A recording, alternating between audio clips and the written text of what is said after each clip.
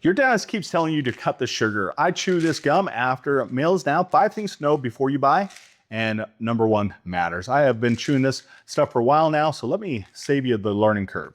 All right, number 5 thing you need to know before buying this. These pieces are small, smaller than gum you chew now. The first time I opened the jar, I figured I got shorted. Then I put 2 in my mouth and felt like a normal piece of gum. So do the math before you order. A jar of 100 pieces is closer to 50 chews for a guy like me that likes to chew 2. That still stretches a few weeks, but you should know before going in. Here's where it gets interesting because number 4 is the thing people gripe about and think they have backwards. Number 4 thing you should know before buying these. The peppermint fades fast. You get a big cold mint hit up front, and then around the 5-minute mark, it goes flat on you. My wife spit hers out in minute 4 and told me the gum was broken. It's not broken. The flavor is the imitation. The chewing is the point. And once I stopped waiting for the mint to last, I stopped being annoyed by it. Now keep watching because number 3 is the reason I quit grabbing for gum on the checkout aisle anymore. All right, number 3 thing you should know before buying. This gum never turns into a rock. Regular gum goes stiff and rubbery after 10 minutes and your jaw starts feeling the complaint. I chewed 1 piece for a whole drive out of my buddy's Randy place and it stayed soft the entire way. That matters more than it sounds because the whole idea here is to chew for a while after you eat, not for 90 seconds. Soft gums means you keep going instead of quitting early. Number 2 is the one I wish someone had told me on day 1 because I was doing this wrong for a solid month. All right, number 2 thing you should know before buying this gum.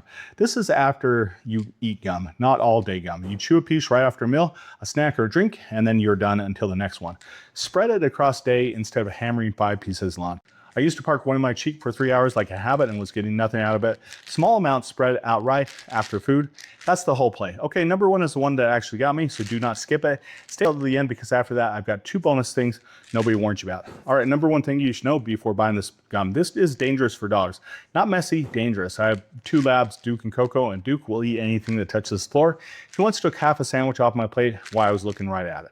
So the jar lives in a closed cabinet now, not out in the counter, and I never leave loose pieces on the back of the chair. Nobody puts this on the front of the label in big letters, and it's the one thing every dog owner needs to hear before this jar shows up at the door. And if you have a dog, it's not the reason to skip this, it's a reason to pick a shelf they can't reach. But here's the thing, those 2 bonus tips might save you more trouble than anything I just said.